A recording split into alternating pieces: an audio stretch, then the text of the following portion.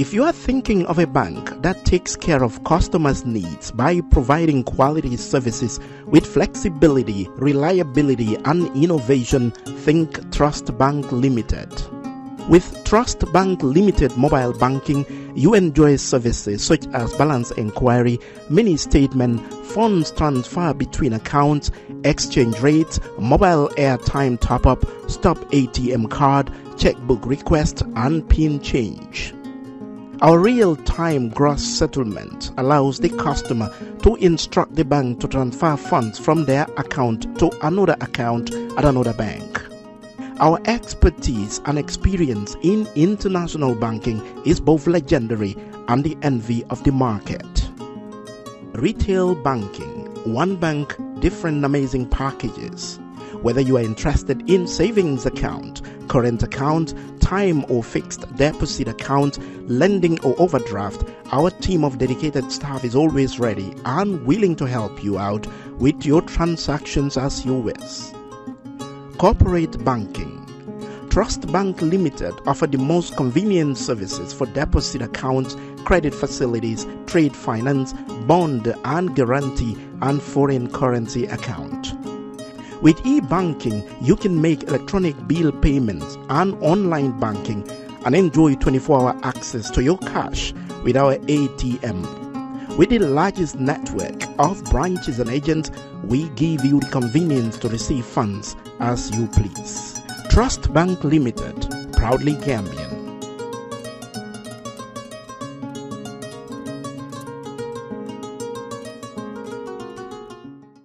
fay lempo warugal la ci képp koo xam ne doomi réew mi nga ak ñu fi dëkk bu fekkee ne ci at mi sa koom-koom weesu na $2,400 dalasi mbete weer bu nekk di nga am lu tollu ci $2,000 dalasi lempo si la nguur gi di sukkandeku ngir liggéey yokkute réew mi GRA mooy banxaas bu nguuri Gambia sas ngir mu fayeku lépp luy lempo ci biir réew mi ba tax na GRA di yëgal faykati lempo yi ne warugal la pour ñu fay lu ñu naan withholding tax on contract payment maanaam bépp contract bu waay joxe te ci biir réew mi lañu toog kon xaalis ci contract bi ngeen nangotoo war nga cee wàññi ci xayma téeméer bu nekk fukka bu fekkee ne contracto bi dëkkut ci biir réew mi bu boobaa di nga war a wàññi téeméer bu nekk fukka ak juróom lii mooy lempo bu ñu naan withholding tax on contract payment lii mooy lempo bi nga xam ne yow mi joxe contract warugal la nga wëlbatiku dem fay ko ci maakaani GRA tax office bu la gën a jege mbete ci banque yi GRA jagleel pour fay lempo war ngaa jébal lempo bi si diiri fukki fan ak juróom gannaaw bi nga wàññee ci xaalis si contract bi amul benn contracto bu ñu teggil fay lempo bi xanaa mu fekk ne nguuri Gambia ñoo ko jégale boole si projet yi nga xam ne mbootaay ndimbali ñoo koy dépense GRA di fayeku lempo ngir yokk. For the first time in the history of the Gambia, Gambia Printing Publishing Corporation proudly introduces the Biliomatic exercise book printing machine. The machine has the capacity to print more than 20,000 books per hour. Yes, 20,000 books per hour. It also prints magazines, newspapers, calendars, flyers, normal books and all kinds of printed documents plus items at affordable prices. With the Biliomatic printing machine, GPPC can now render high quality and non-size restricted printing service supply across the sub-region. Rush now and partner with GPPC for all your public and private printing service needs. Print with us today and you'd be offered highly professional, reliable and efficient service delivery by our team of experts. The Gambia Printing and Publishing Corporation is here to meet all demands and is reliable at all times. For more info, contact us on 437-4493 or 437-4402. GPPC is Gambian and it's yours.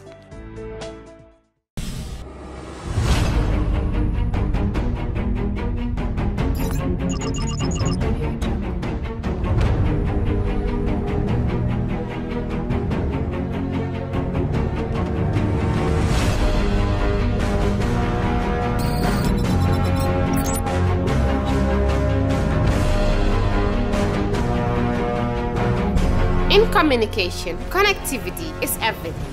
We ensure that the links never sleep. Quantities and qualities, all in our data service, providing efficient, reliable voice, and data service. We believe if you're not up to speed, then you're going backwards. Communications have to flow as fast as the speed of light. Whatever business you're in, having someone who understands your needs is critical. That is why we just don't offer you technology, we offer you solutions. Enjoy Gamcel's internet broadband anytime, anywhere. Your national operator, Gamcel, Yaibara.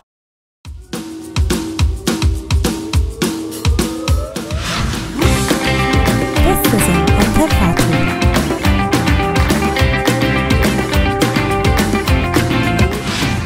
Fatou. Fatou.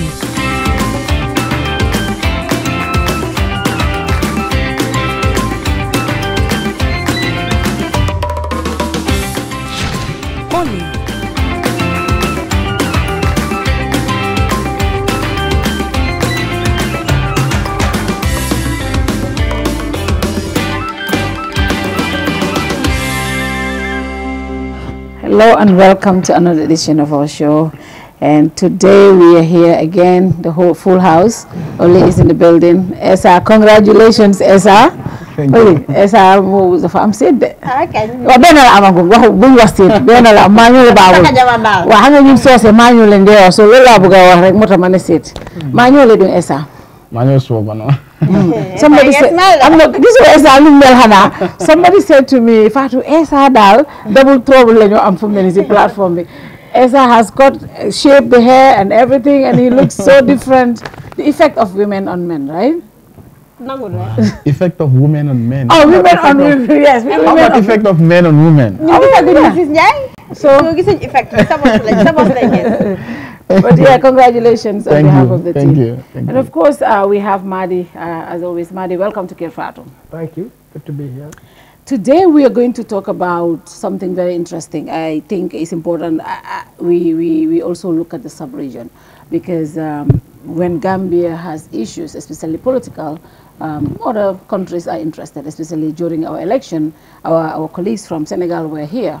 And Senegal is going to host their National Assembly elections next month in July, July 30th to be precise. And of course, there have been a lot of tensions in Senegal recently. So this is going to be our topic today. And it's important we look at the political scene, we look at what is happening in Senegal, what really Macky Sall during our time, during the dictatorship, especially during the time of change, we relied on Senegal a lot to get where we are today. People said it was Senegal who went to the United Nations, to also support our cause there.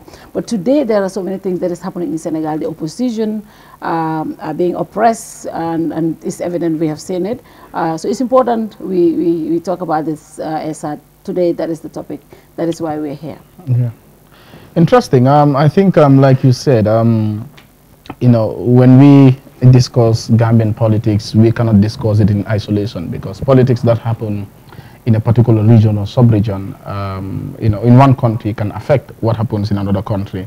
Even in conflict, that is why in conflict studies we have what we call this internationalization of conflict. When conflict happens in one country, it can have a spillover effect in another country. It can affect stability in another country.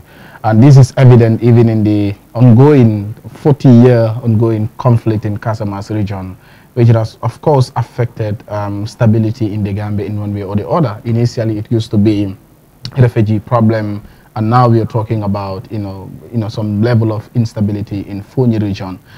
So equally, what happens in one country in terms of the political process and all that, especially in this era of democratization, can affect what happens in another country too, because countries tend to learn from each other.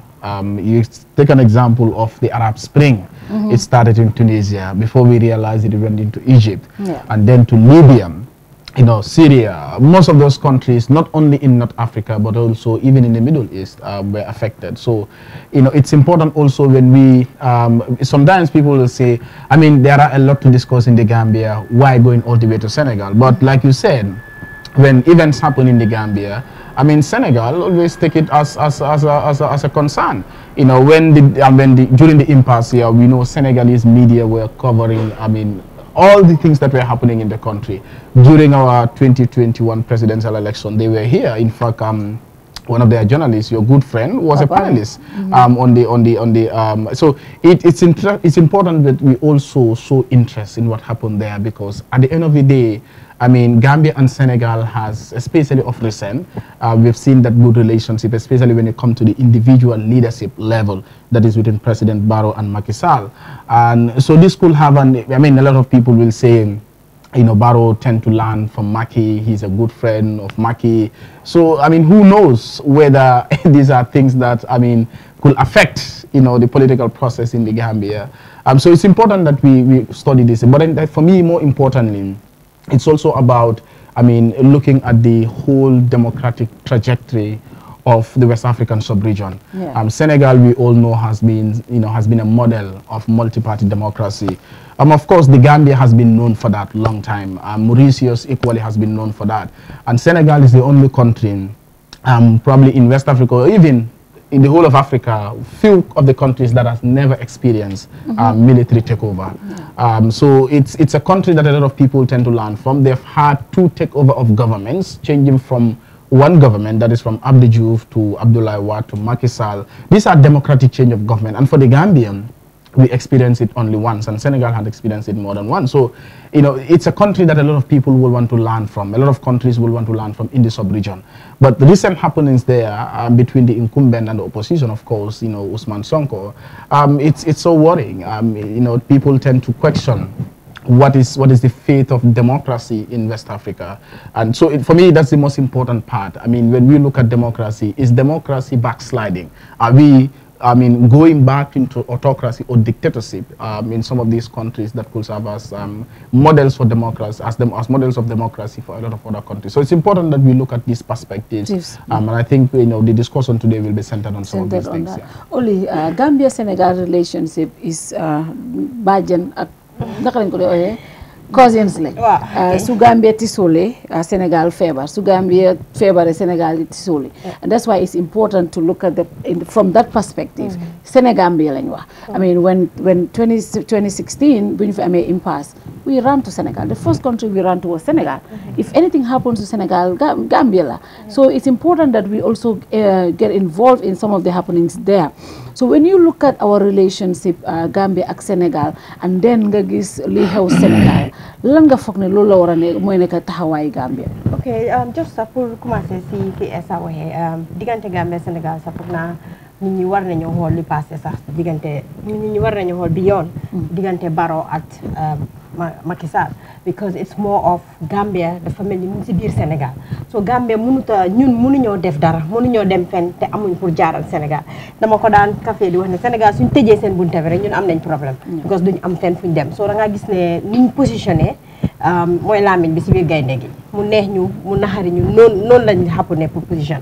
So it's very very important. And dellusiwaat si li nga wax Sénégal lu fa yëngu rek dinañu affect ñun, because ñun ñooy next door neighbor bi, ñun ñooy centre bi nekk si biir Sénégal.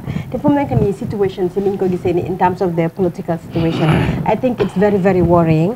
And I think ne Gambia, I'm not sure to what extent the Gambia is involved, but I think at some point war nañoo talk with the people that they have to sit with, ñu seet, because Sénégal soo gisee ñu doon am interest si Gambia tam, su Gambia yëngoo rek dina métti si ñoom. So ñoom duñ tolluwuñ foo xam ne sax dinañ doon xaar ba Gambia yëngu, so jël nañ seen mutuwaay taxaw ne you know what, balaa Gambia di am benn fitna, te fitna su ko Gambia amee mu dugg Sénégal mooy Mali dina ñëw, mooy Mauritania. So da nga gis ne mooy li kii di wax dafa Arab Spring bi ni mu demee woon within West Africa yi lu bari dinañ yëngu. So Gambia foog naa seen taxawaay important na trop, because Gambia tam bunta la, especially ñun niñ mel ak Casamance, especially ñëpp xam nañ diggante Sénégal comme Dakar, waa Dakar ak Casamance ñu mel, te Gambia nekk yoon boo xam ne tam Casamance ñun lañ gën a jege sax ni ñoom. So ñun suñ taxawaay fii important na fi trop. But again Sénégal li ñëpp de wax mosuñoo am coup d'état, te fu mu nekk nii niñ gisee Sénégal di dem, mais coup d'état mooy loo xam ne kenn ñaanu ko si réew, because coup d'état dafa déstabilise, dafa yaaxaat, dafa pare su commencé si àddina si réew rek dina kenn xamut, dafa amee fit daal. So foog naa Sénégal seen fu mu nekk nii diggante Ousmane Sonko diggante Macky Sall ñi ci war a wax Gambie bi nga xam ne jege na muy Mali ak yooyu war nañoo commencé seen diplomatic relationships and engagements pour seet nu ñoo mën a saafaraal lii nga xam ne suñ ko seetaanee rek dina jëm foo xam ne du jëm waaw man daal suma gis-gis suñ seetaanee jëmul kër te foog naa Gambia am nañ rôle bi ñu fa war a play through diplomatic ties you get involved, seet nu ñoo saafara situation bi right now. Thank you very much. I mean, it's political, but I do know that you come, Lingawa, I'm not solo. Sometimes, people will use diplomatic channels to discuss some of these things. Mahdi, Mr. President Macky Sall came through the presidency because President Abdoulaye Wade wanted a third term. Macky was not that famous at that time. We all know he was Director General. He became a minister, another minister. And then he became Vice President. Of course, again, he became the National Assembly Speaker. I remember he came here actually when Fatma Jahumpa was the Speaker. I hosted an event where he was. So that was the first time I came in contact with him. But at that time, I was pro-Macky because every person who was in the sub-region noticed that maybe Abdoulaye Wade was trying to take advantage of the system to install his son to continue his legacy. And Senegal is not that kind of country. And people revolted. People went against that. And that's why Abdoulaye Wade was voted out. A lot of Senegalese would say he was the best president infrastructure-wise and otherwise. He was a Democrat. But when it came to that, people went against him because that is not Senegal. Senegal is known to be a model of democracy. And that's how Macky came into. But now with what is happening in Senegal, the rumors that Macky is trying to have a third term, he's not addressing it. Right now, Macky is condemning protests, arresting opposition leaders, and all the things that Abdoulaye Wade did to him. That is exactly what he's doing. What is your take on that, considering his position? I think he's the chairman of AU. What is your take on what is happening in Senegal right now? Okay, thank you. Yeah, it's distressful, disappointing what's happening. But to be fair to Macky, he's popular even at that time. Yeah. He's one of all the oppositions you've said. He was. And and for me, I was there. Yeah. 2011, 2012. Yeah. With Macky, all right, and the political leaders, civil society leaders, activists in Senegal, plus the lobbyists. Yes. I remember. Must be January 2012 when the Constitutional Court certified the candidacy of Wade, because the whole thing was for Wade not to be certified. Yes. That is to give him the opportunity to stand for a third term. So a movement had emerged since June 2011, which was known as Inventura in French, that the June 23rd movement. Which essentially was don't touch my constitution, because what preempted or initiated a constitutional reform to change the election of president to a simple majority, basically. And of course, heading towards seeking a third term, eventually in 2012, early 2012. Yeah, so I think you can recall the many candidates that had stood up at that time, Yusundur and all of that. Yeah. Yeah, so there was a big civil society alliance cooperation, solidarity with the Senegalese civil society, I mean, Aliontine, Dansoko, Professor Ndongo, Amakodu, Radu people at the time and so on, Gassama at Senegal, Amnesty Senegal and so on. So a host of civil society actors converged on Dakar at that time, and just yesterday or so I was just going through my Facebook post, and I remember on that day the update I gave about what was happening. So when I look at that really and fast forward to today, it saddens me, because I remember at that time the Minister of Interior was one Gum, Alook Gum or something Gum. It's Gum, the tough guy, tall, huge. Yes. So he was going to impose some kind of law, but ban protest. Protest, yeah. And and there was this outcry against it. And Macky, was one person who gave an interview at that time condemning Ngom and Wad for releasing security forces on civilians or citizens that are protesting. But today we saw the same thing Macky is doing.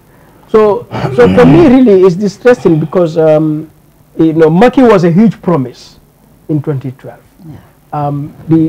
The profile that Senegal's got, that it's a beacon of democracy, of hope, you know, for Africa, was simply because of the way Macky himself came to power.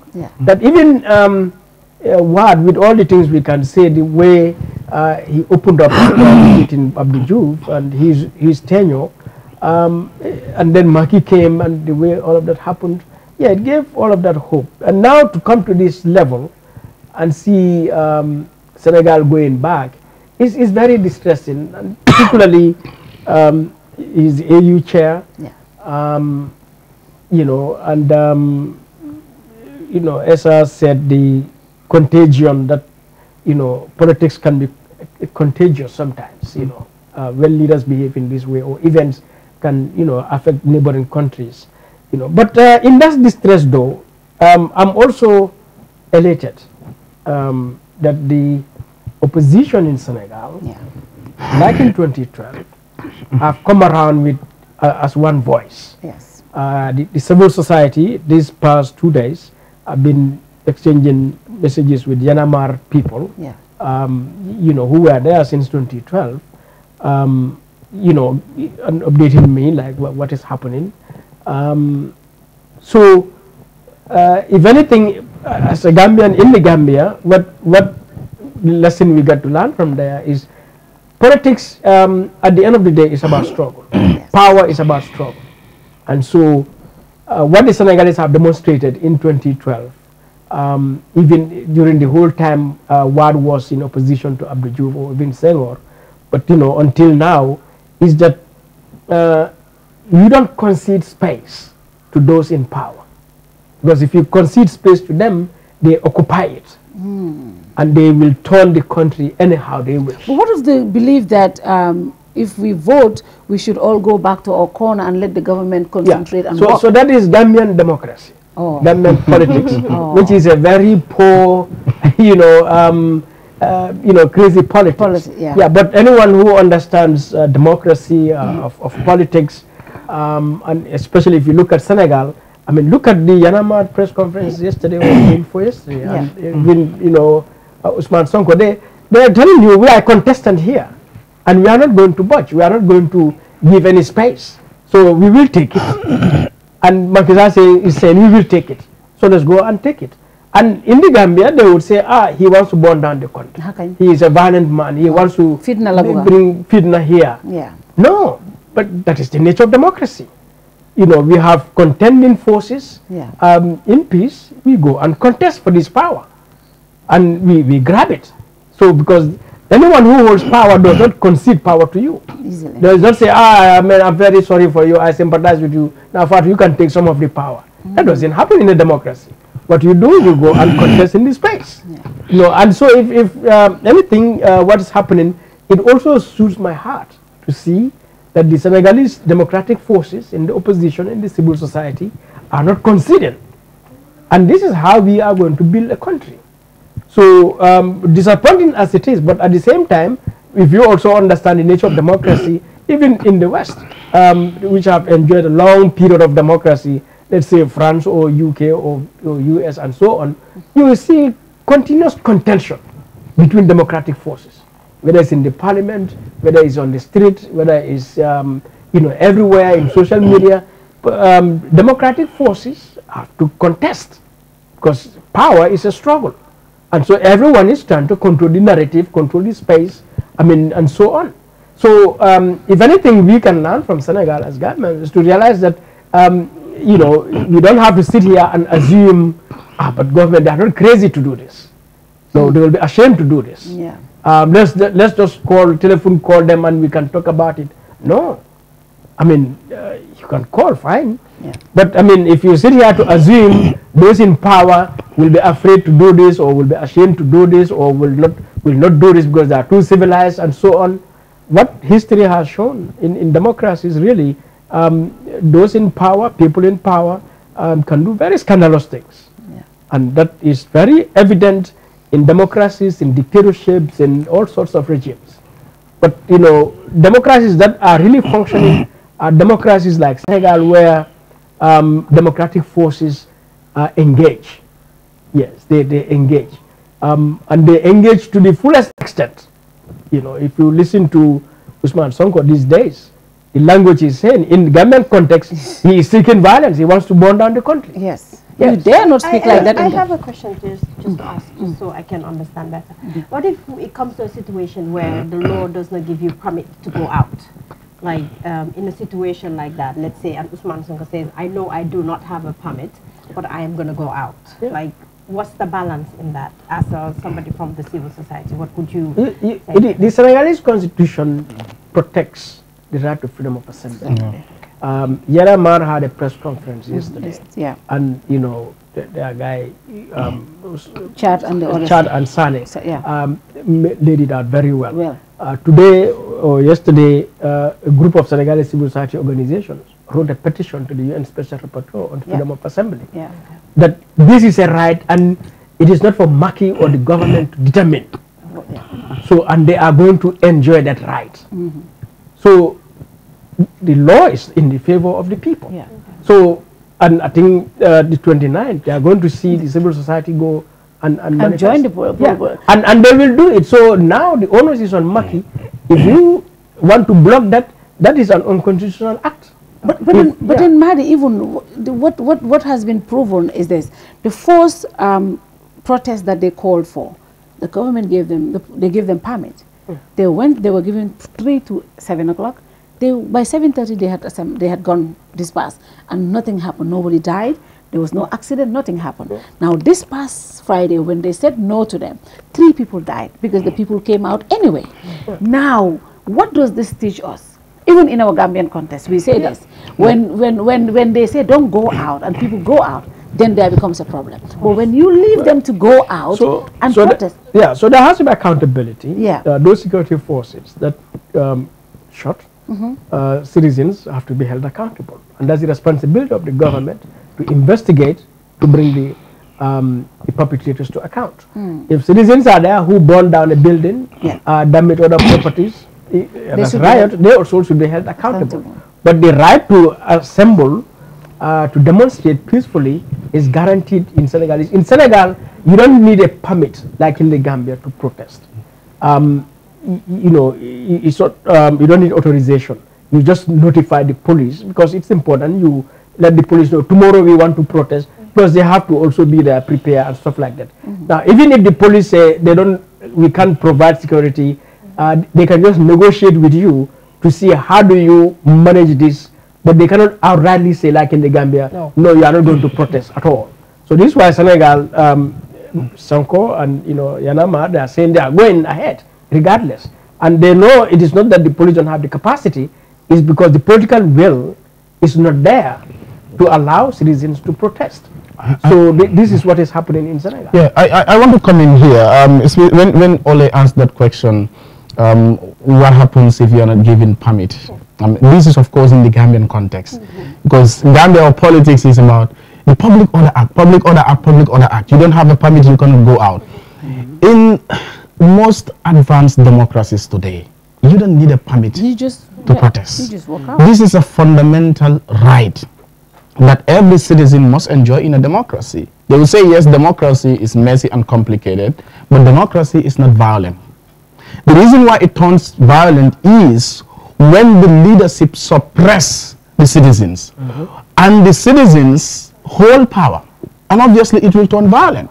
Let's look at the Arab Spring itself in Tunisia. It was not a democracy, that's why people turned against the system. In Libya, it was a dictatorship, that's why people turned against the system. In Egypt, it was not different. In other countries in the that experienced the Arab Spring, it was not different. But coming to like what Mahdi said, it's about accountability at the end of the day. You see, if Maki is saying, for instance, that people must respect the law, for them to go out, they must respect the law and all that. Equally, Maki must respect people's right as well. Now, let's look at Usman Sonko was denied right to, join Friday prayers. Yep. On Friday, we have seen that. I mean, his right to freedom of movement. Even to have his kids go to school, they had to call somebody, a commander, to. It was all live streamed. Exactly. That was His right to freedom of movement, his right to freedom to profess his religion was also violated. Because this is not only about movement, it was also about religion. Because he believes in a particular religion, and he was there to practice that. It's not only Senegal, even Uganda, we do see that. Yeah. Sometimes opposition, security forces will come and block an opposition, figure from even going to work.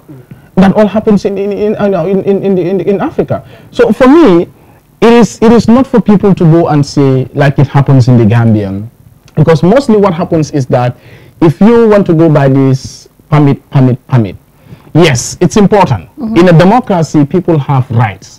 But that right also must be checked. Because where your right stops is where somebody else's rights begin. That is normal in a democracy. So the government could assess the security situation and say, well, this is the security situation. You can exercise this right. But that is why it is important that they give a period to say you can protest from 3 p.m. to 7 p.m. because of the security situation. But mostly where we say, okay, government can assess the security situation and determine whether you should proceed in a protest or not. In many cases, the government used this in its advantage. We have seen this happen during Jammeh's era. In fact, Gambians did not know protest during the Jammeh era. In 2000, when that demonstration took place, students were killed. That was the last protest. But we have seen a situation where pro-government protests were held in this country. Did they request for permit? It could also have security implication. In 2013, thereabout, when the EU, remember the ACP-EU agreement that we had when the EU started calling for reforms and all that, the 12 points. Jammeh was here all over and said they want to impose homosexuality on us. And we had freedom fighters all over the regions. Different regions held their protests. Solidarity march. Solidarity march in support of Jammeh and all that. But did they request for permit?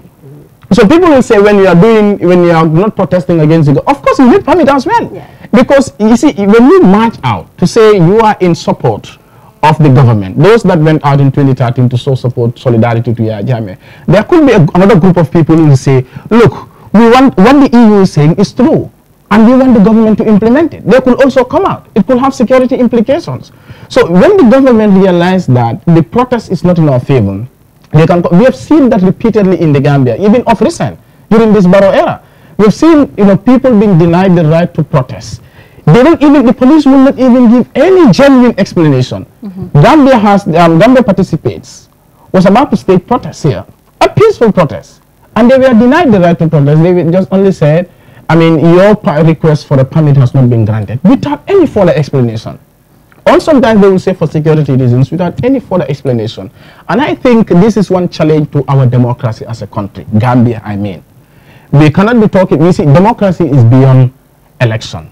Democracy is beyond Mr. Jomate and Esanjai sitting here and saying what they want to say, as far as it is within the confines of the law. But democracy is also about the laws. They must change for posterity. We cannot have elections being held and we all starting to say, oh, Gambia is a democracy, when we have a Public Order Act which is denying citizens from exercising their fundamental right. This Public Order Act is a colonial law and is still in place in 21st century Gambia, for God and heaven's sake. Whenever it favors politicians, they use it to sustain themselves in power. So it is also about Gambians reflecting. You see, what is happening in Senegal, like I said, this could have spillover effects, especially when leaderships of both countries are in good terms, they can learn from each other.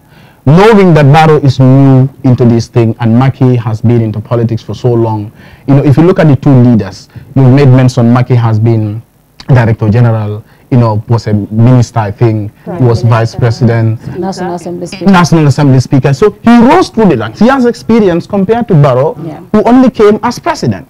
So there is a lot that Barrow can learn from Macky. And I think it is important that we reflect as a country internally. We're not only looking at Senegal, this is in Senegal, and it doesn't bother us. No, even if we are to discuss what is happening in Senegal, we must reflect internally. How could this affect our political system? It could have implications. And this is because this is all happening because it's because of their political. It's a political season. They are going to the National Assembly elections, and the Yewi Askanwi coalition, their national list, which is the list of all the leaders, Sonko being the head of the list. That is what they disqualified, because they said there were some irregularities. But Maki's group also had the same issue. So this is, they are calling it political intimidation. And even right now, as we speak, they are doing a press conference. And they're talking about how a sitting National Assembly member is arrested right now, more than 24 hours, more than 48 hours. They have parliamentary immunity. They should not be held more than 24 hours. If they want that, they should go to the assembly and remove their immunity. This is what happened when they wanted to arrest Sonko. And Sonko said, no, I'm not going. I have parliamentary immunity. You want to arrest me? Go remove my immunity. And there was a protest. 14 people were killed. If this was somebody like Sonko, he would have been spiral, because he's very much, the youths wouldn't let him go. But because today, at this point, they have arrested Ahmed Aidara. He is the mayor of Gejowai. He was walking from his house to the office, because that's what he does every morning. He was arrested because they assumed he was going to the protest. The protest was at 3. He was going to his office. He was arrested. Mam Jarafam is a National Assembly member. He's arrested. Deche Fall is the mandataire for Yewi Askanwi, arrested, plus over 200 people. So this is why I followed Yana Mad's press conference yesterday. They were saying how Macky has transformed Senegal into a police state. That merely exercising their right, your right, you can get arrested like this. And so going back to the beginning, what as I was talking about, this contagion, it's important we put it into context. Especially in West Africa. So what we are seeing in West Africa is how elected leaders, like presidents, hide behind legal and institutional structures, processes, to undermine democracy in such a way that, in one sense, you would think, okay, but it's a due process, but at the same time, this is illegitimate. Look at Cote d'Ivoire with Ouattara, how he generated a referendum to change the constitution for a third term. I mean, one can look at a referendum as a political, as a legal instrument that would look democratic. But it's illegitimate. Why you have served 10 years? It's in the constitution. Why change it again? Then you go to Guinea-Conakry with Alpha Condé. And we saw how that has generated a coup d'etat, which went, Mali faced the same thing. IBK was, basically on that same path, like Condé. Then you go to Burkina Faso. And so we need to be really concerned about these things. And it is really painful that West Africa came from a very difficult past, to the point some years ago, the ECOWAS even passed a resolution to institutionalize 10-term limits. This was 2015. Right. And only Gambia and Togo voted against it. Senegal, actually. Senegal, it was in terms of a declaration. But Senegal was in line with it in 2015. But now they... and suddenly, to be fair to Macky himself, he did express his commitment to 2 terms. And he's given few speeches where he actually expressed his commitment. Just that what he says and what he does sometimes don't match. But I think we should be concerned as West Africans if we see what's happening in Cote d'Ivoire, in Guinea, in Mali, in Burkina Faso, in all these countries. And now one of our beacon of hope, Senegal, acting in this way, can it influence the Gambia? Which doesn't even have a time. It brings us to the question, what are the ECOWAS and AU leaders doing? Now they sit in their corners and keep quiet, see all these things happening in the sub-region. They don't do anything. And then when a problem happens, they release statements. And they just come from and they tell these school leaders, leave the country, and give them with... This is of interest to me. Like when these things happen. When the coup d'etat was staged in Conakry, oh my God. ECOWAS as usual. You see, I don't know. I think people like Goodluck Jonathan are utilizing this moment to gather money and all that not. Because these are things that could be. I remember in 20 16 November. I was in Ghana for a training as an ECOWAS conflict monitor. And of course, the director of the ECOWAS, that is the early warning. You see, these are all part of early warning. And it's part of ECOWAS. Madi knows what I'm talking about. So, I mean, the director, they were talking, when we were talking about Gambia, because Gambia was the hot cake at the moment. This was just few days before election. And this was early November, or mid-November. And December 2nd was the election, or December 1st. So it was few days before the election, I think 2 weeks or so. Everybody was focused on Gambia. Remember, ECOWAS did not send observer mission in their team in the Gambia to observe the election in 2016 because they had no hope. So when we were talking about the problems in the Gambia, and the director was like, you see, we cannot do anything in the Gambia because at some point some of these things are internal political affairs, which we understand very well. But it's Gambians themselves who must take ownership, who must take responsibility.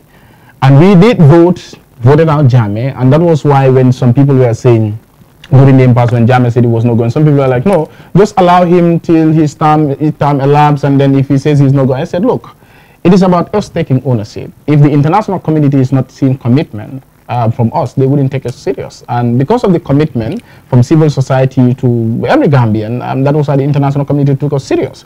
So I always say, ECOWAS will sit and watch, like Madi said, these leaders hide behind institutional and legal structures to doctor the constitution, manipulate the constitution in their favor, and disrupt the political system. And when citizens have no choice again, they have no power, they have no means to remove this government, which has acted illegitimately, okay, by covering up behind legal and institutional structures. The military is the last option now to come in, which is detrimental. But then, you see, people say military rule is bad. Yes, it's bad in itself, right? Yeah.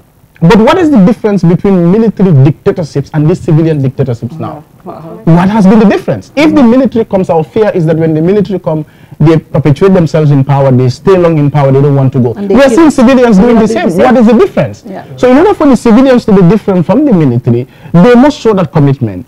You know, this was what happened even in Zambia. This guy who was there, Kenneth Kaunda, this was what he did. When he lost election, when he organized the first post-Cold War elections, so democratic elections in Zambia, he lost election. Chiluba, who came, imagine Chiluba was leading the opposition. He was initially leading the trade union, Zambian Congress of Trade Unions, ZCTU. But later it metamorphosed into a political party called the Movement for Multi-Party Democracy, MMD. It contested election for the first time. This was a legacy. You see, some of our civilian leaders just play with the legacy that they have. They blow out everything and just destroy everything. He won that election. It was a hope for Zambians. It was a hope for the rest of African countries that were yet to experience election.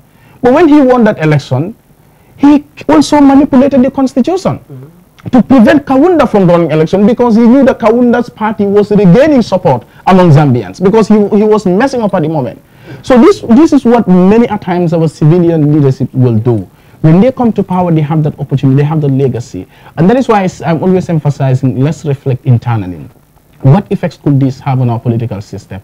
He said Senegal has a term limit. ECOWAS made this commitment. And those who were blaming Yahya Jammeh at the time, those leaders, Macky Sall and others who were blaming Yahya Jammeh, what is the difference between them and Yahya Jammeh? Now they also want to doctor the constitution. Who knows if Macky is able to have a third term? Who knows, he might go in for the fourth term. And this is what is happening. It could happen in the Gambia as well, because we don't even have a term limit.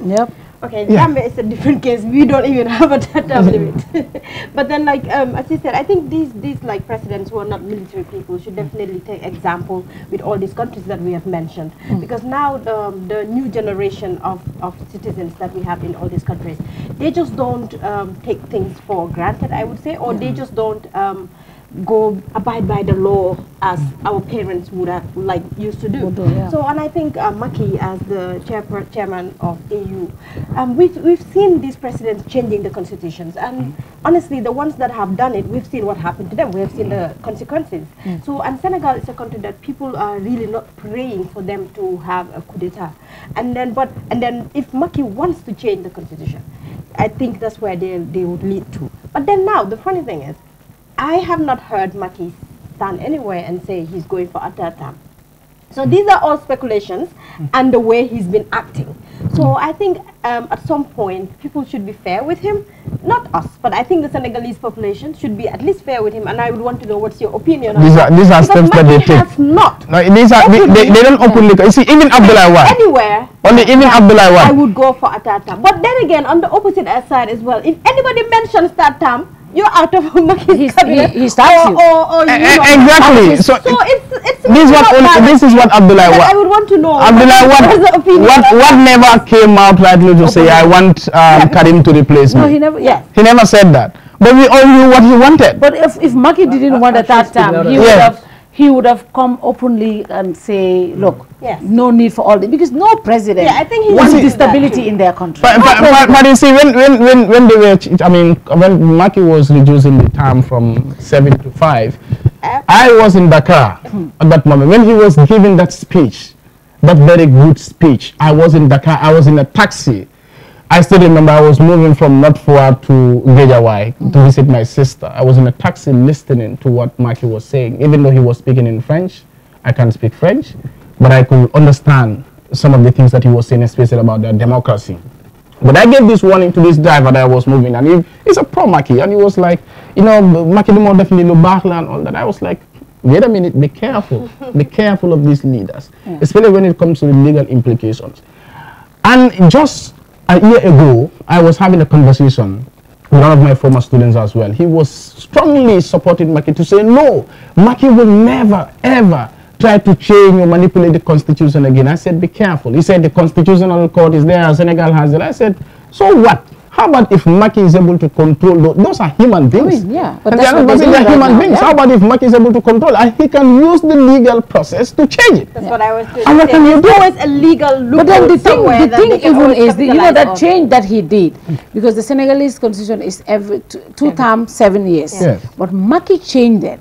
They changed it to now 5 years. 5 years. Now the technicality here is this: people are saying Maki served 5 years. Now the new constitution says every person must serve 2 terms of 5. But Maki only served 1 5. The other was 7. So this is the technicality people think he's going to use at the courts to get his candidature validated. Right. So you know, what did this say? Yeah. When he What came did in 2010,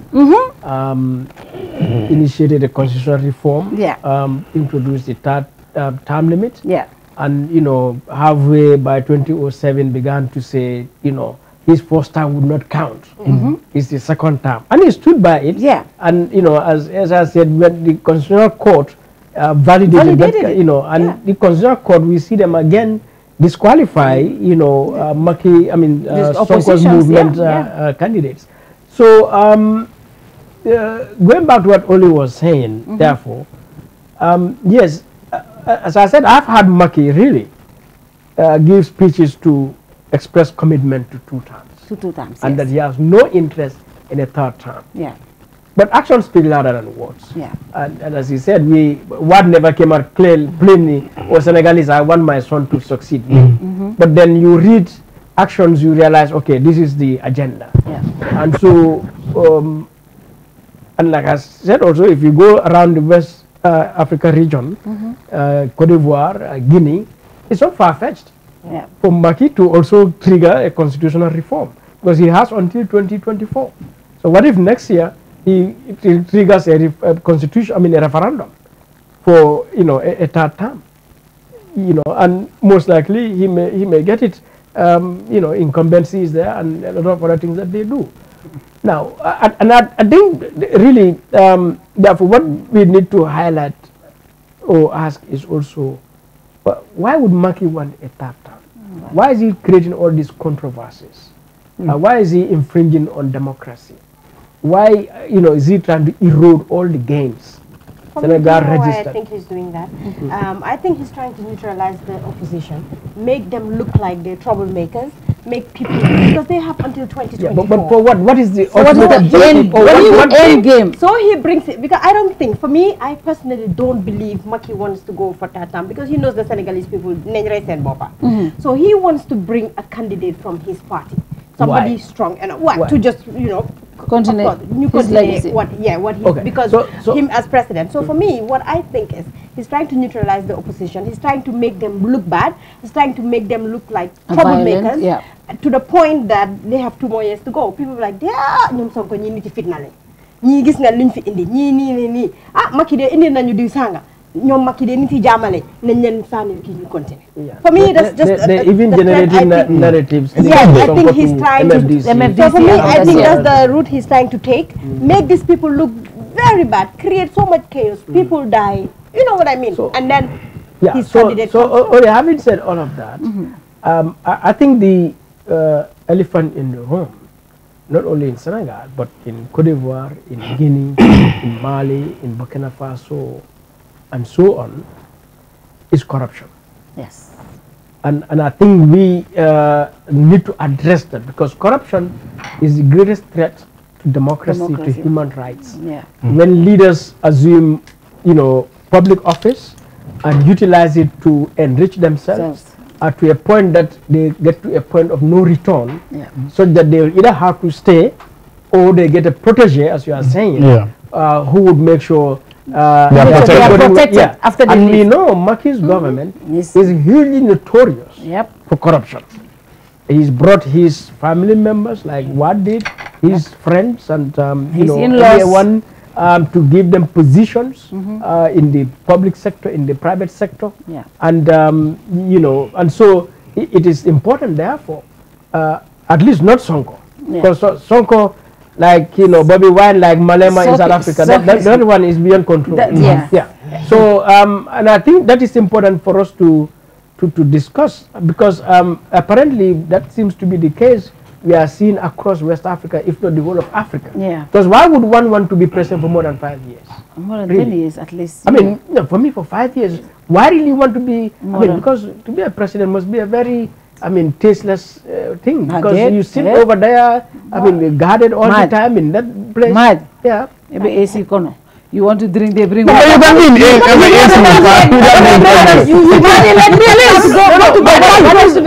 What is better than sitting under that mango tree? I mean, I don't know how anyone wants to be president. Suddenly. 1 week. For 10 years, 20 years, 30 years. What kind of life has Paul Biya lived? Or being, lived like a president? You are. People come around you. Even this, they all laugh. Have you something to laugh about? Madi, but have you wondered? Madi, have you wondered why? But have you wondered why they never want to leave? I think for me, the disruptions that they have done, they are afraid. Because you see, what Madi is saying, what is there to enjoy in presidency? No, I'm coming. Fatou, you have AC in this studio. Okay, you can have AC in your room. If you I'm coming. You see, the thing is, even State House, they said never goes there. Even State House. But they said even State House, sometimes they don't have water. But don't tell us. Let them have even traveling, the traveling that you are talking about, what is enjoyable about traveling? Traveling using flight is just so hectic. What is enjoyable about that? One thing I'm thankful to COVID is it just made me stale. I'm just out of the the planes. But really, I'm sorry if one should talk to Abdou by now. If they are told life is better outside of the presidency.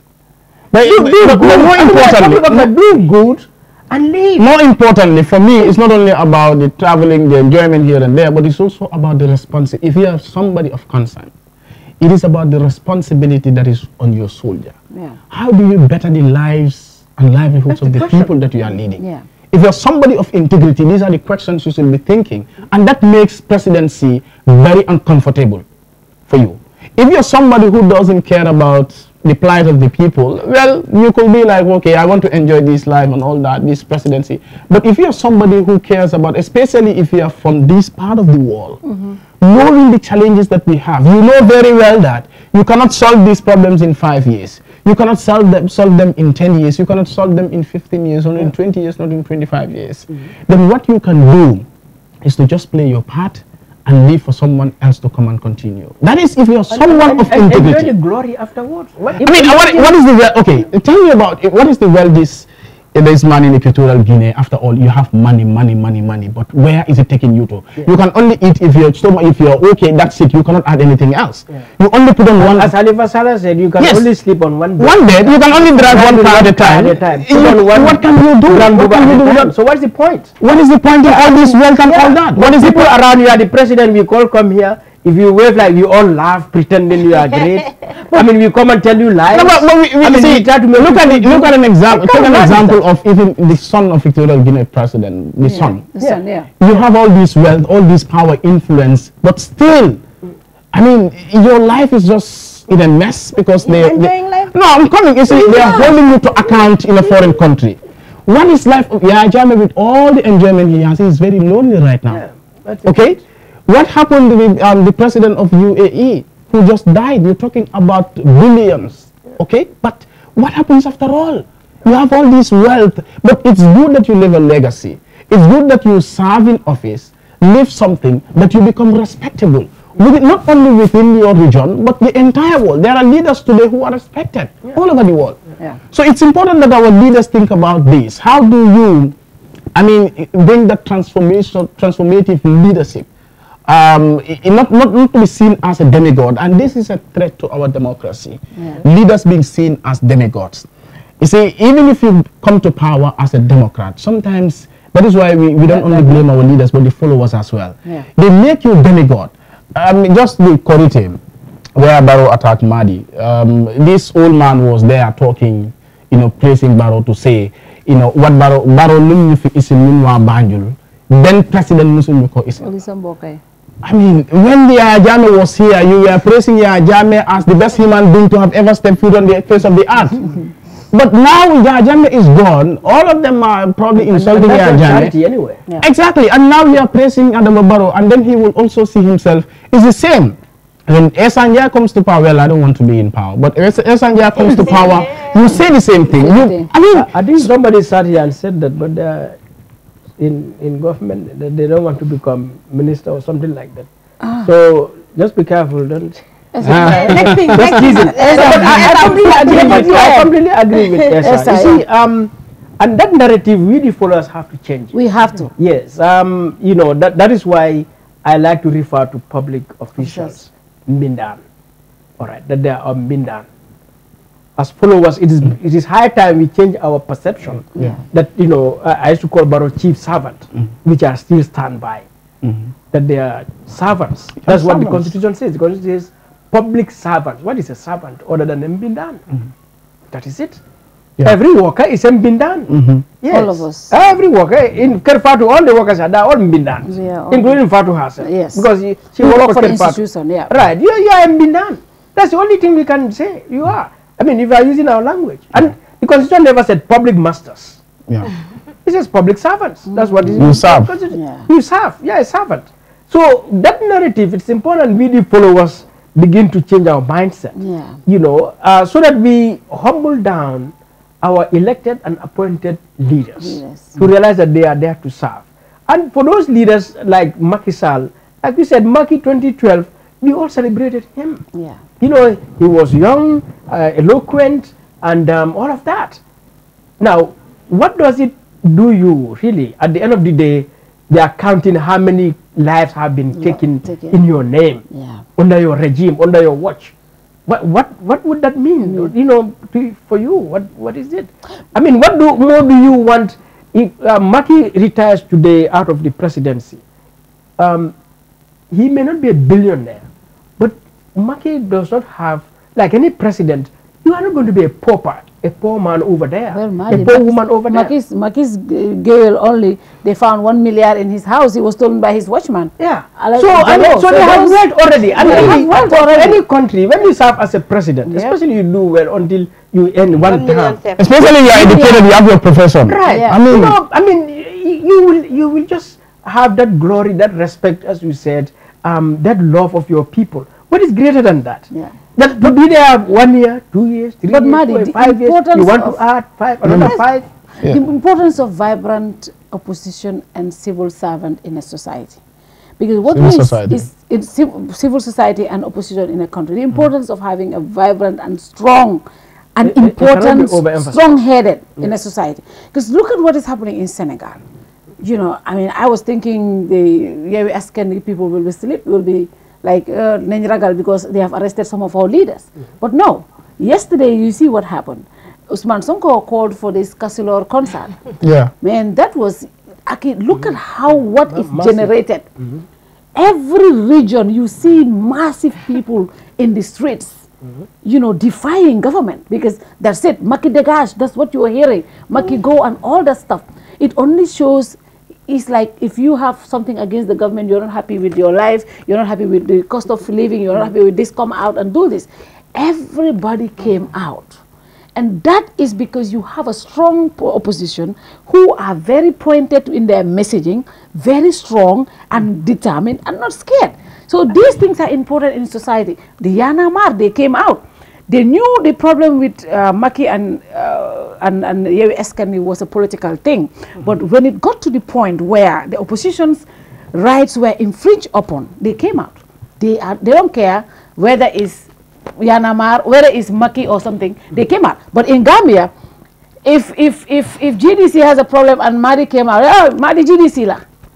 Senegal don't look at people like that. They don't look at things in that angle. Yeah. So that's why it's important to have strong civil society and strong opposition in a country. It's very important to cement democracy. I think what you said, I totally agree with you. But then now it takes us back to the Public Order Act that we have been saying. Because if we take Gambia as an example, with that law still being in place, people cannot really do that. You'll be arrested. And then again, it goes back to the legal way. But what does the Public Leader Order Act says? That is when you're using, how do you call that? Megaphone. Megaphone. But when you are just speaking and walking, that is... Yeah, but it's not only the Public Even Order Act. I think there's a lot of all these laws that are not, Madi would be in a better position to tell us. But I think, and this is something I've been talking about for the longest time. It's not about I'm supporting the government or I'm not.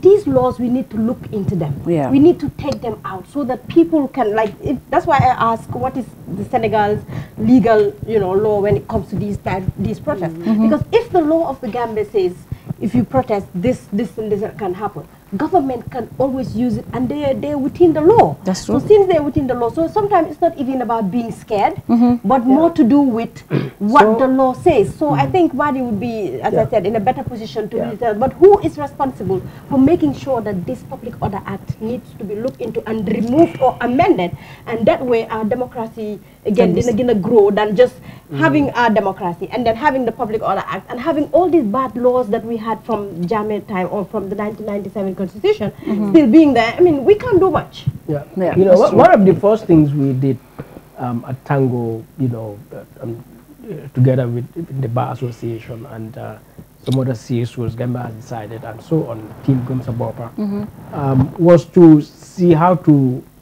reform the Public Order Act.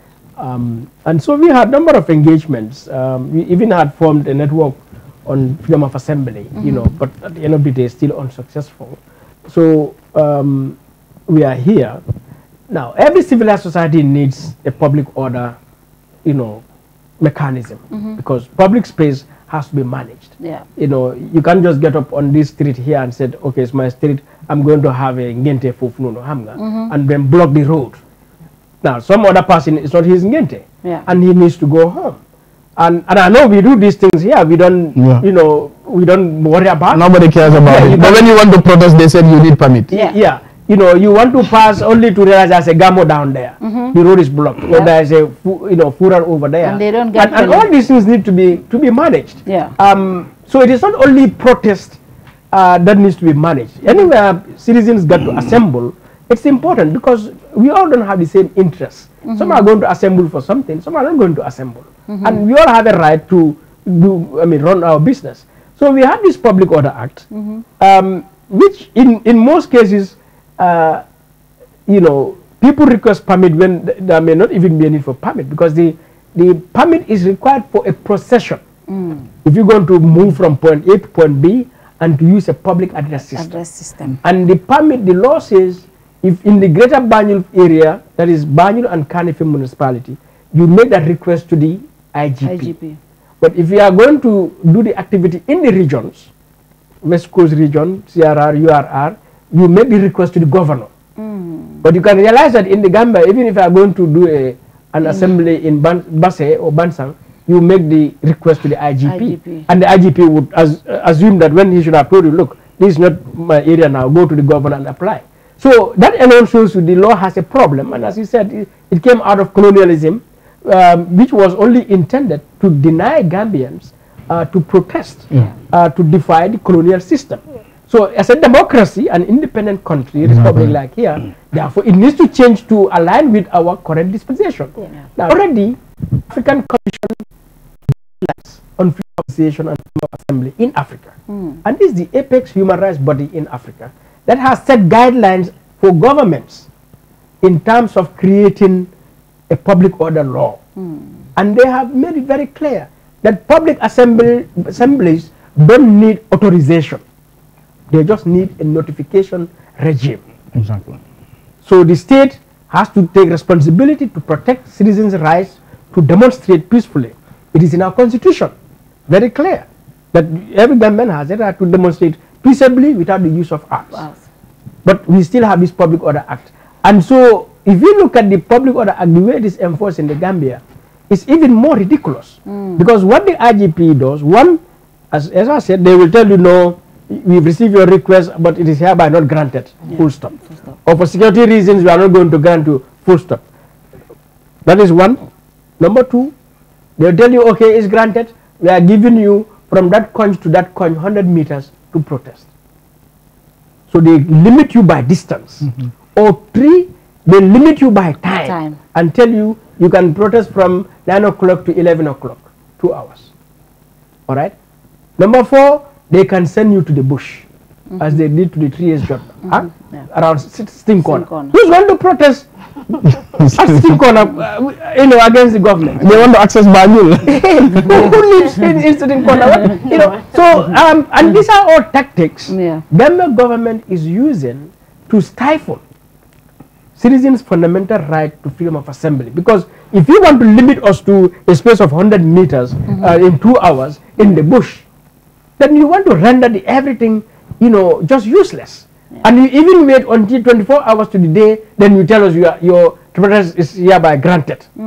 How can you mobilize when you had made the request a long time ago? So we need to address this in the Gambia. And it is a shame that, as we are seeing in Senegal and other countries, our leaders come with huge promise, and then they betray that promise. In 2016, Barrow's manifesto is a beautiful document. Every government should go and read it. They came with very specific actions for system change. And they've listed provisions in the constitution. They've listed laws like Public Order Act, the Criminal Code, the Information Communication Act, and other laws, proposed other laws, to say these are going to change in order to create a democratic dispensation. But since 2017 to date, nothing happened.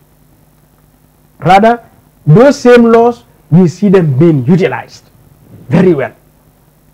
And that reneging on their promise, like Macky did. Macky promised 2012 Senegalese democracy, learning from the experience of, Buhari and so on. But only for Macky to come, democracy, that is, he promised Senegalese open government, good, clean government, accountability, transparency. These were his watchwords. But, what we came to see, that is not the case. And today we are in this situation. And what could happen in Senegal? This is 2022. The parliamentary election is July 31st. Yeah. But 2024 is there. It's the election. What if Sonko wants to put up his candidacy and the Constitutional Council said no, you are not qualified? Yep. Or some other opposition leader? Of course. What is going to happen? Yep. And as you said, AU is sitting here, ECOWAS is sitting here. You just had a summit on constitutional change of government. Then therefore, leaders like Macky, who is the AU chair, should not take measures that are going to trigger constitutional change. They should not make democracy, untenable.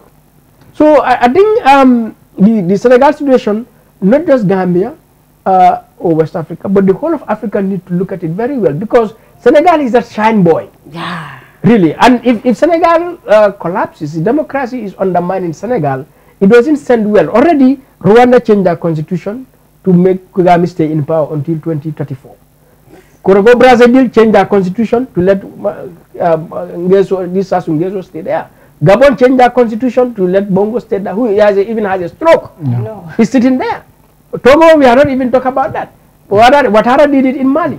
I mean, in Conakry, I mean, Cote d'Ivoire. Condé did it in Conakry. You understand? And the stories are many. Wow. We are not even going to talk about people like Museveni. I think we are tired of those people. We are like, that was friend the day God will take them. You know, Paul Biya, and I'm sure 99% of Africans don't even remember Paul Biya for 6 months. Yeah. You don't even hear You don't even hear about him anymore. And he's sitting there. And so on and so forth. And really, I think it's the longest serving, right? Important. Let me say this finally, that what does all of this mean for our lives as Africans? Especially in the context of the war right now. I mean, as I can better talk about that, terrorism, climate change, immigration, now the war with Ukraine. The COVID pandemic, what other pandemic is going to come? You look at African countries, Maki had to go all the way to Russia to ask for food to be allowed to pass through. I mean, Zelensky has the audacity to talk to African leaders to tell them you have been held hostage. But I mean, so you cannot feed you still here? Yep. This vast arable land with huge potential. I mean, why the poverty in Africa is unacceptable? Simply because we have leaders like Maki and the rest sit there, instead of serving your people, you are there enriching yourselves and your families and friends. I mean, for how long? Our people are dying in the Sahara Desert, they are dying in this place. I mean, terrorism groups are now taking our young people out of frustration, turning them into terrorists. Climate change, our farmers are no more being able to produce. The cost of living is so high, unemployment is so high in this Africa. I mean, just because of leaders like that. For how long? 50 years after independence. And for me, it's about Rwanda. Like, Rwanda, I know their president, Paul, is doing a great job, but I mean, I was very disappointed with the fact that regardless of how well you've transformed the country, I think he should have at some point let go. His continuity. Oh, exactly. But all the way to 2024, as if you're the only citizen who can work in that whole country. So I think regardless of all the great things he's done, he needs to step out. And that will be 50 years. Because he came to power around 94, 95. He came to power. It was that time. For me, I started hearing about him. So, I mean, I think what both Oli and Madi have highlighted, I think it's in the context of our perception and understanding of development. Many a times we think development is about infrastructure. And that is why African leaders know this very well. They understand the mentality of the African. I've always mentioned this, like, I've always said this, Jammeh was here, infrastructural development, build hospitals, build schools, in quantity but not quality. And everybody was shouting, he did well, he did well, he did well. Barrow, yes, in quantity, not quality. You want to create 2 new universities so that people say, oh, he built 2 universities when he came to power in 5 years. You want to build roads so that people, because that's what we call the politics of infrastructure. And that is why if you look at, I want to go a bit into diplomacy and international relations. If you look at Chinese foreign policy, Chinese diplomacy, what we call infrastructural diplomacy, as opposed to what Taiwan has in Africa called checkbook diplomacy, where they give money, check. But then China is focusing on infrastructural diplomacy. China is interested in capturing, having control of the economic system in these African countries. But how do they do that? They will never interfere in your internal political affairs. China doesn't do that. China has no business in that. But they know very well that once they're able to get the political leadership, they'll be able to stay and do what they want to do, especially economic-wise. Now, what they do is that they focus on it because they know also that the African mindset is about what? Infrastructure. Build roads, build bridges, with railways. That is what they're interested in. And when they invest money into this money is also going back to China. Yes. It's not staying. They bring their own engineers. They bring their own equipments. It's not that they hire own. In fact, we don't even have engineers. They don't even transfer to do the work. Yep. So the knowledge is not transferred. Yep. The knowledge is staying there, but also the money, because China graduates millions of engineers every year. But where do they create employment opportunities for all these people? And that is why Senegal today is a recipient of aid. Even the new stadium that they talk about in, what is the name of the place again? In Diamniadio. Built by who? The Turkish. We're the ones who helped them. They focus on that. So what is happening is that our people, even our development partners, understand our mentality. And the leaders also understand our mentality. Now let's focus on infrastructure. Let's build roads for them. Beautify the place, and everybody will be like, oh, Kagame is doing well. I'm not saying Kagame is not doing well. Infrastructure is also part of the development. But it's about human development. How do you build? I mean, how do you change the lives of people for good? In Equatorial Guinea, people will say it's a rich country, they need it, but there are poor people in Equatorial Guinea who cannot even put food on the table a day. You come to Senegal, everybody will be shouting, oh, Abdullah, what did very well. Maki. It's also about the freedom that people enjoy in a country. When you mention Rwanda, everybody will say it's a beacon of hope for development and all that. But how free are people there? How free are people in Senegal today? When we say the infrastructure is there, you go to Senegal, you have railways, you have all this and all that. But are people free when we have a leader who wants to turn Senegal into a dictatorship for the first time in history? Who wants to suppress the people? Is this what development means for us? Like all that we focus in is infrastructure. And the leaders understand this mentality. So they want to build roads for us. At the end of the day, when you want to talk, they'll say, no, we provided everything. The same thing with Gaddafi in Libya. Everybody was saying, yes, Libyans were enjoying, the development was there. Yes, that's important. But how free are the people as well? If you say peace, you see, there is what we call negative peace and positive peace. Peace is not only the absence of war. It's also about the mindset. When Jammeh was here, people will say there was peace in this country. But how many people will go to work fearing that maybe they will not go back home? Even yourself, Fatou, you were working at Gamtel one time.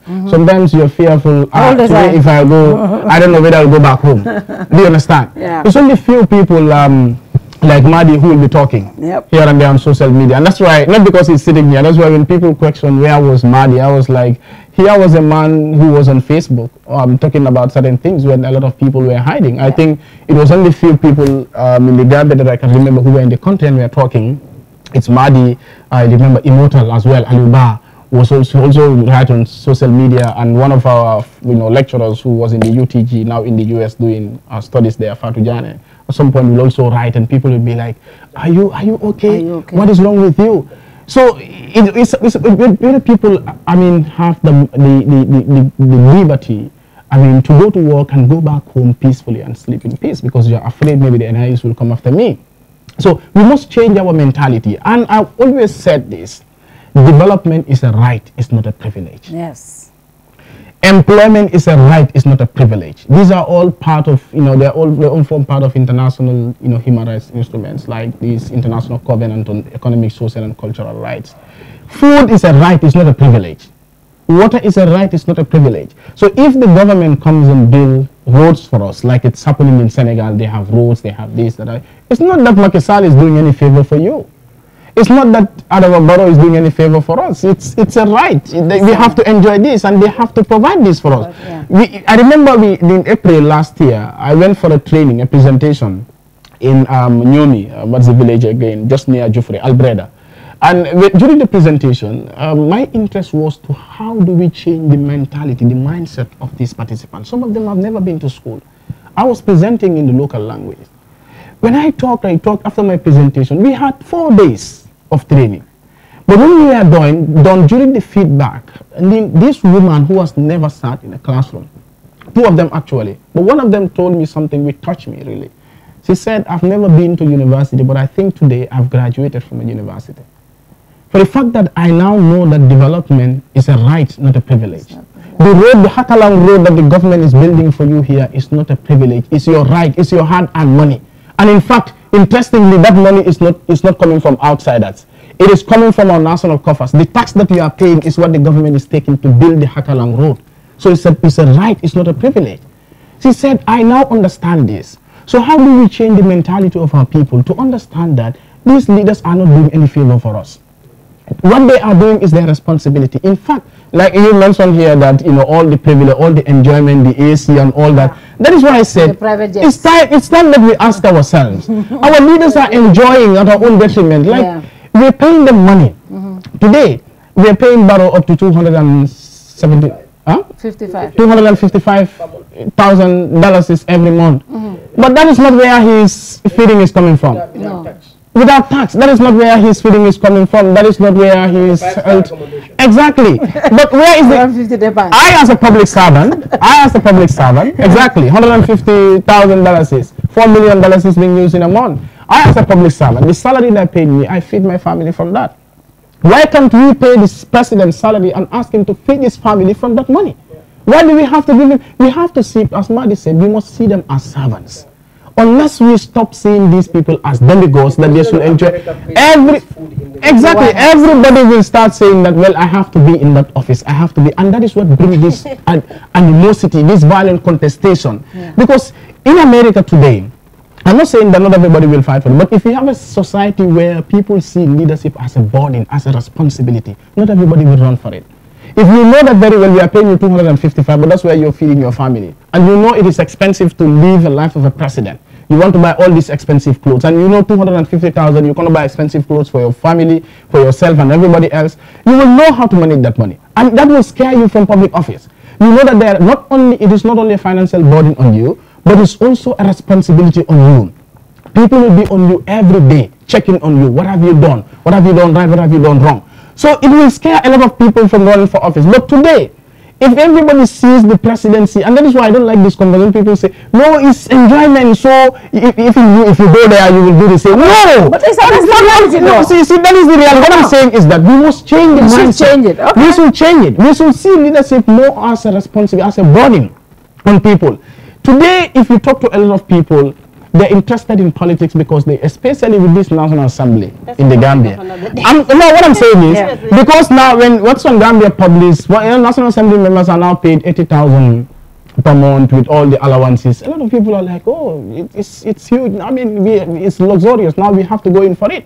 But then, how many of them? Because that is why we have people who cannot even. Someone was telling me that, you know, one of the National Assembly members used to be a taxi driver, used to be, I mean, we have, look at the caliber of individuals. That is why we have all these contestations, because everybody wants that enjoyment. And we must see presidency as a responsibility that you have to deliver to the people. Okay? What is happening in Senegal is just disheartening. Like Madi said, Senegal is supposed to be a shine boy that everybody, I mean, will like, okay, Senegal has never experienced military coup, and we expect at least that it's a country that a lot of other countries can learn from. But like I said, my point is, our civilians are turning into dictators. They are not different from military rulers. They are not. Maki is not different from, you know, Dumbia in Guinea. He's not different from Sanogo, what is the name? Giota in Mali. He's not different from all those military dictators. And any civilian leader who is abrogating the constitution just to perpetuate yourself in power, just to continue whatever you want to do in power, to plunder public resources, I mean, you are not different from military dictators. For me, you are not even different from monarchs, even though we don't have a monarchy. Thank you, Esther. Only for today. Esther, they don't want to. They don't want to leave. I mean, somebody else will do the job for them. I mean, we are not encouraging that, but I mean, it seems like they are the one encouraging it. I think Esther dafa trigger something, but then as I said, it's another day, especially with this National Assembly, how they're highlighting the taxi driver or whatever. But then the discussion, I mean, for it's another day is because people voted them in. Ñun nit ñi fi dañ wara understand that sun nit ñi dañ ragal jangakat yi. That is another thing. People are afraid of the intellectuals. So they rather go with people they believe can relate with them. And we've seen where you have intellectuals in positions and they don't deliver. So a taxi driver or somebody who stops at grade 6, they win elections, we need to look at ourselves again. If I'm a PhD holder and I contest with a grade 6 person and then mudanel mama feteku, then we need to go back to the drawing board and see. So it's not about the person stopping at year 6, but rather it's about the people who elected that person. Lan lañ gis ci mom be elect ko, and yow mi nga xamne you said you have the know-how, you're educated, you cannot even get 50 votes. So that is a discussion for another day, but we have a big problem. Mota waruñu underestimate Mansa Sumare, Chairman West Coast. Mansa buñ ko underestimate de. It's the people.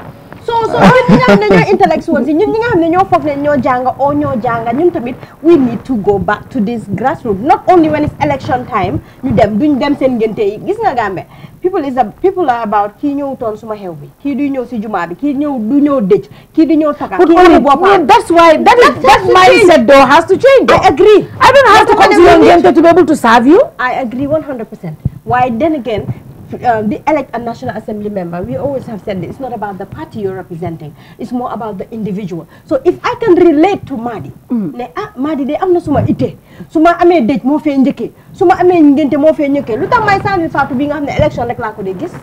So ñun tamit sun intellectual. Why su dé Fatou mu ngay indi development nak ci yow? So man duma gis development bi ba Fatou di indi, because Fatou suñ ne election jot na rek. I gis Fatou. So man Fatou limma indil lolu di digal xam nga li suma. I think this is a whole discourse, a whole topic. I think it's a topic representation. Representation. So yes, we definitely need to have this conversation. So I'm not agreeing to that, but then we have to understand that is the reality. That is the reality. So it's not about ne ki lutax muy sani ki. Lolu moy dega bi fi ci ni ñoo dundé ñun sun politics. So nit nañ pour ñu gëna jang ak yoy. But then going back to the topic of the day, I think ne ñom Sonko ak if their protest is really disqualified, let the law. Man, I wouldn't. When it comes to law, I don't really want to say much because I don't even know why Maki wahagut ne dama troisième mandat. Nañ ko bay because that ñi ñu get ñu xamale yow ñom ñep dañoo bétante. Mati ngi leen a béet pour jot leen ne man waxuma ngeen ifi coow ñeneen tam ñu ko ne ko dañ la dul no Oli let me just say this proverb dégguma olof de waaye xam naa ne yow dégg nga olof kuy yoot luy saxaat right so Macky will not saxaat because dafa yoot dañ ko teel a taalal lampa so Macky mi kar la xam nga wolof boobu mi kar mooy li ñu wax rek ñu laa tam doma ngay soccoo elimi But anyway, that is very important. Gambia have to be careful because we are next door neighbors and not careful because we can't do much. But I think diplomatic connections or ties, I don't know how engagement has been, but I think at some point, Maki nit war na ko waxal if need be, ñi nga xamne war nañ ko waxal within even the sub-region.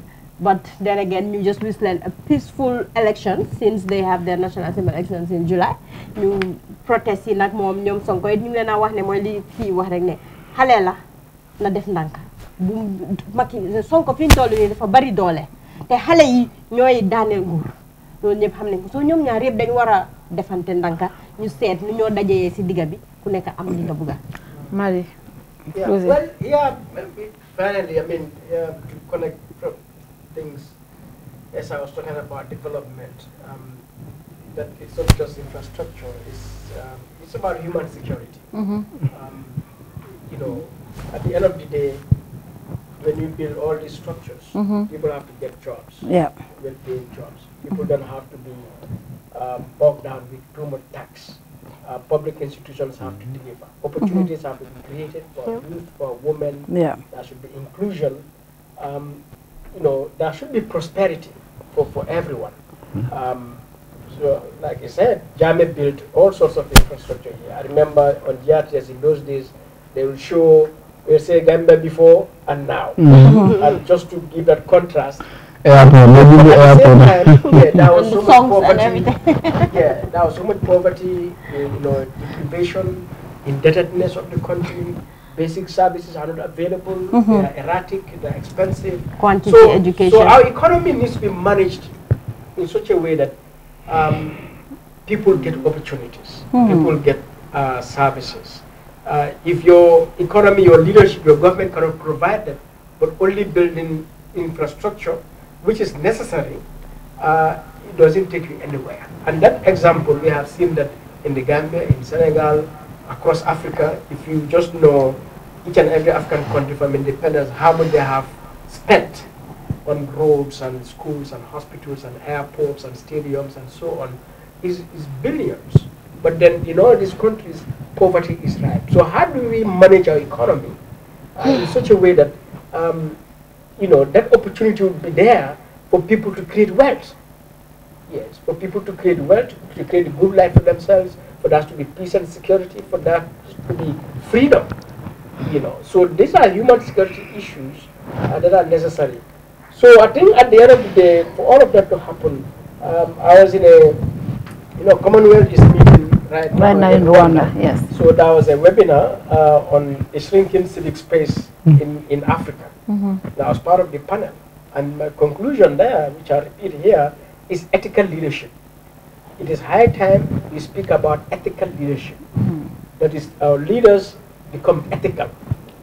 Yes, they abide by values and standards of good governance, of democracy, of human rights, of honesty, of transparency, of accountability, and that they stick to their promises. Because if you don't have ethical leadership, which is our fundamental problem across Africa and probably around the world, when people, their words don't match their actions. Even there's no integrity. Gambia, we don't have a problem of resources. Gambia is not a poor country. We have money. GRA collects $1 billion per month. We're not talking about how much the courts collect, how much immigration collects, what other, revenue collection, structures, councils, councils, parastatals. Yeah. They all collect millions. So a month, Gambia collects enough money. Is all of that money put in the right places? We don't have problem of skills. Gambia has enough knowledgeable and skillful people to man our institutions of governance and development, produce ideas that will develop us. We don't have that problem. We don't have a problem of tools. So capacity is not our problem. Because capacity is an ongoing thing you build. Even today, America is building capacity. So we will always be building capacity. But the capacity we have right now is enough to make us produce a better society. Singapore is where it is. Why? Why cannot we be at the same level or beyond Singapore? Because they said we also have independence in 1965, like Singapore. Yeah. So why can't we be at the same level? So it is nothing because of lack of ethical leaders. Leaders being honest, all right, who abide by the law. In fact, I don't want an honest leader. I want a leader who abides by the rule of law. Because if you abide by the rule of law, you'll be honest. You'll be ethical. Your words will match your actions. You'll be a person of integrity. Respect the law. So for me, in conclusion, that's what I would say. What's happening in Senegal needs to be watched. Because the trend is there already. But Senegal is such a hope that if really Senegal gets messed up, it doesn't tell well for the rest of Africa. And it doesn't send a good message. And I think Africa needs to take the turn. Yeah, definitely. And but at the end of the day, at the core of it, the issue in Senegal, like in Mali or in Guinea or in Cote d'Ivoire and all these countries, is ethical leadership.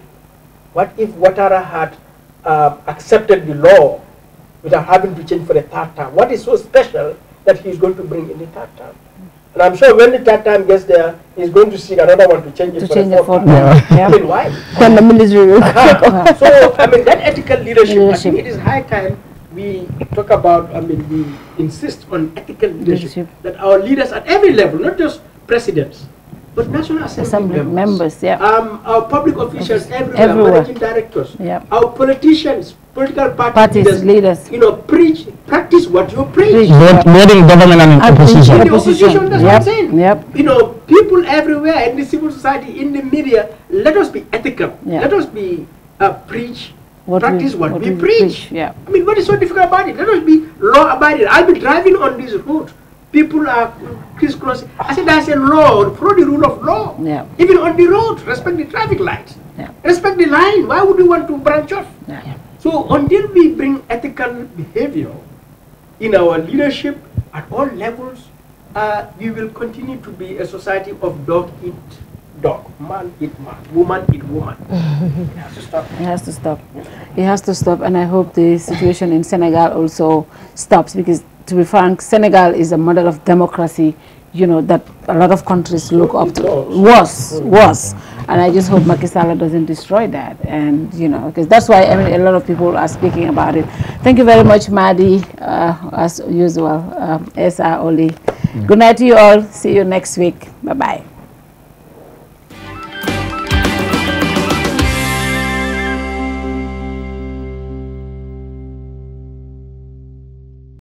Better and stronger as the sole ground operator at the Banjul International Airport.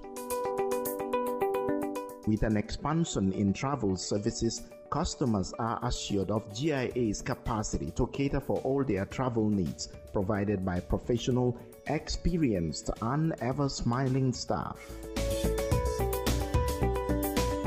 GIA's Hajj package and services, by far the best in the country, give the customers the opportunity for a memorable Hajj experience. For a more efficient cargo services, GIA means business as it launches its new multi-million-dollar ultra-modern cargo complex to revitalize and stimulate air transport. GIA, the pride of the Gambia. Every day is a new opportunity to make sure our first impressions are always our best and to see possibilities on the horizon. To make our facilities and services more accessible and find freedom all around us. With a location proximity to active markets, with a liberal air transportation policy. That daily pursuit is how we turn everyday opportunities for you. For all destination marketing support, customized packages for new existing airlines and operators, and for a highly ranked tourist destination, the Gambia Civil Aviation Authority is here to serve. We regulate air transport, operate and manage BIA technical requirements merged with commercial considerations. We have experienced and well-trained aviation professionals to cater for your needs. For investment opportunities in building airport hotels, shopping malls, playground for children, do contact us on 4472-831, 4472-893. Gambia Civil Aviation Authority. We go beyond daily.